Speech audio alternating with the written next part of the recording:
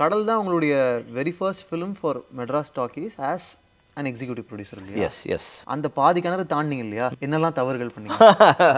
முதல்ல அந்த தண்ணி வந்து எவ்வளோ தூரம் நடிகர்களோட காண்டாக்ட் ஆகுங்கிறதுல எனக்கு தெளிவில்லை. ஸோ நாங்கள் அது கடலில் எடுக்கிறவங்க போது அந்த தண்ணியவே ரீசைக்கிள் பண்ணிக்கலாம்னு பிளான் பண்ணோம்.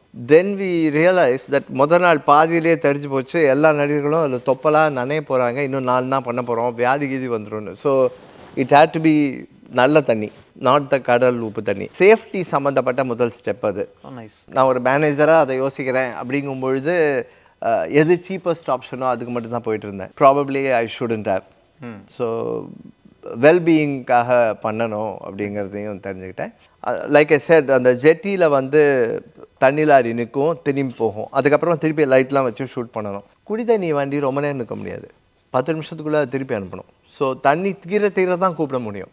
ஸோ தண்ணி தீர்ந்து போச்சு, இப்போ தான் குடி தண்ணி லாரி கூப்பிட போகிறோன்னா 3 மணி நேரம் ஷூட்டிங் பண்ணாமல் இருக்க முடியாது. அந்த தப்பு நடக்கக்கூடாதுங்கிறதுக்காக 2 ஷாட்டுக்கு ஒரு தரம் போயிட்டு டேங்க்கில் எவ்வளோ தண்ணி இருக்குது, இன்னும் எவ்வளோ ஷாட் இருக்குது, அந்த கால்குலேஷன்லாம் பண்ணிகிட்டு இருந்தோம். ஸோ முதல் தடவை பண்ணும்பொழுது ரொம்ப நர்வஸாக, ரொம்ப ஒரீடாக பண்ணினோம், அது தப்பு இல்லாமல் போகணுமேங்கிறது. 2ஆவது தடவை கொஞ்சம் கான்ஃபிடென்ஸ் இருந்தது.